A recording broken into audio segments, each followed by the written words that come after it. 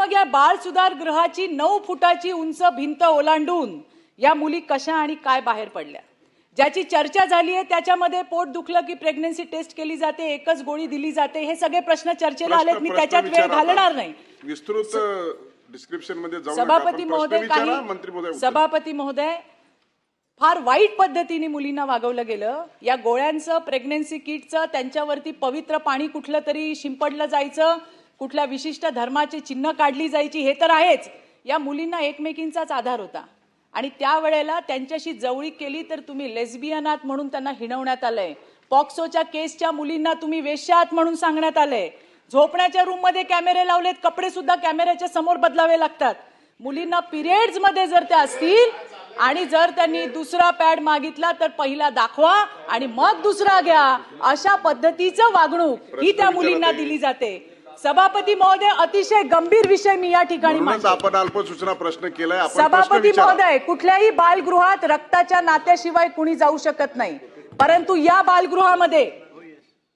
बालगृहामध्ये रक्ताचं नातं नसलेला शेख नावाचा एक इसम भाऊ असल्याचा बनाव करून एका मुलीला वारंवार भेटायला जात होता. आपल्याला अपेक्षित काय प्रश्न विचारा. 8 मिनिट झाले प्रश्नासाठी. मला हेच सांगायचंय की रक्ताच्या नात्यातले आई वडील, रक्ताच्या नात्याशिवाय जर इतर कोणी जाऊ शकत नसेल तर जो हा शेख नावाचा इसम आहे, ज्याने त्या मुलीवर अत्याचार केलाय, त्याच्या बापाने पण अत्याचार केलाय, आणि असं असताना कुठल्या नियमाअंतर्गत या बालगृहाने या माणसाला, त्या मुलीला भेटण्याची त्या ठिकाणी परवानगी दिली, हे मला या ठिकाणी विचारायचं. या विषयावरती तिथल्या समाजसेविकांनी आवाज उठवला, परंतु त्यांना दाद दिली नाही. त्याचे व्हिडिओ आज त्या ठिकाणी आहेत. हिंदू धर्माच्या मुलींना ख्रिश्चन धर्म जबरदस्तीने स्वीकारायला लावायचे, विरोध केले तर मारहाण करायची, इतकी मारहाण केली की मुलीच्या तोंडातून रक्त येईपर्यंत मारहाण झाल्याचं आहे. आणि याच्यामध्ये CWC ला महिनाभरापासून ते परवानगी मागत होते, परंतु दिली नाही. आणि आमची संस्था 100 वर्ष जुनी आहे, आमचं काही तुम्ही करू शकत नाही, अशा पद्धतीच्या धमक्या सुद्धा मुलींना देण्यात आल्या. सभापती महोदय, मला इथे माझ्या मागण्या सांगायच्या आहेत की रोजचे अपडेट हे अधीक्षिका जिमबाच्या अधिकाऱ्यांना देत असतात. याचा अर्थ हे जे काही होत होतं, या सगळ्या जिमबाच्या ज्या अधिकारी आहेत, ज्यांचं नाव आहे रेश्मा चिमंद्रे, या फक्त जिमबा अधिकारी नाही आहेत, यांच्याकडे एकच मिनिट, महिला विभागीय उपायुक्त सुद्धा आहेत, ते ऍडिशनल चार्ज यांच्याकडे 5-6 महिन्यांपासून.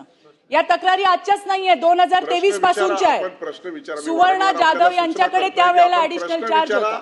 माहिती जवळपास सगळ्या सभागृहात. सभापती महोदय, या जिमबाच्या अधिकारी म्हणजे या बालगृहाच्या पालक, यांना सगळ्या गोष्टी अवगत असतात आणि तरी सुद्धा त्यांनी या मुलींचा छळ होऊ दिला आणि त्यामुळे यांना ताबडतोब बडतर्फ करून यांच्यावर गुन्हा दाखल व्हायला पाहिजे.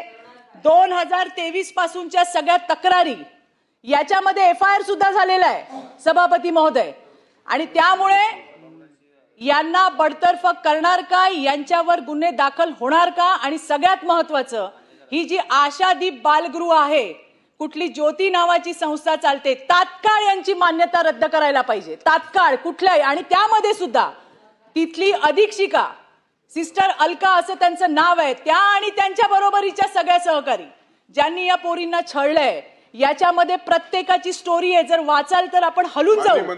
आणि त्यामुळे यांच्यावरती तात्काळ कारवाई व्हावी. ते सरकार करणार का, गुन्हे दाखल करणार का, आणि सगळ्यात महत्वाचं, या संस्थेची जे रजिस्ट्रेशन मान्यता आहे ती तात्काळ रद्द करणार का. या काही अनियमितता त्या ठिकाणी बाहेर आलेल्या आहेत, त्या अतिशय भयानक आहेत.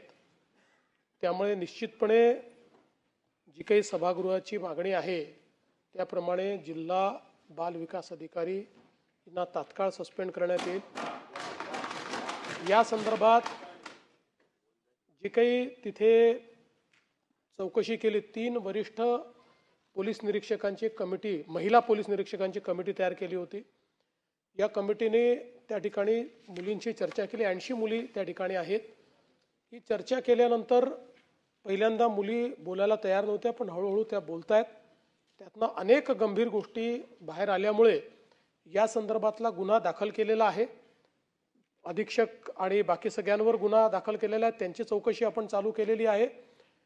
संस्थेची मान्यता निश्चितपणे रद्द करण्यात येईल. संपला असेल तर परत देण्यात येणार नाही आणि जर असेल चालू तर त्या ठिकाणी ती पूर्णपणे रद्द करण्यात येईल. त्याच्याकरता कुठेही मागे पुढे पाहिलं जाणार नाही.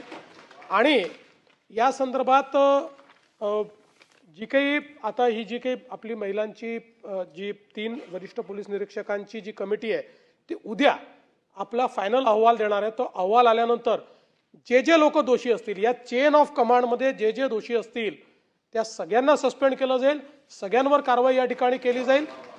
आणि आता ही ज्यावेळेस बातमी आली, आपण ज्यावेळेस पोलीस गुन्हा दाखल केला याच्यावर बालगृहावरती बातमी पाहिल्यानंतर हायकोर्टने देखील याचं संज्ञान घेतलेलं आहे आणि हायकोर्टाने देखील ॲमिकस क्युरी याच्यामध्ये आता अपॉइंट केलेला आहे आणि हायकोर्ट देखील याच्यावर लक्ष ठेवून आहे.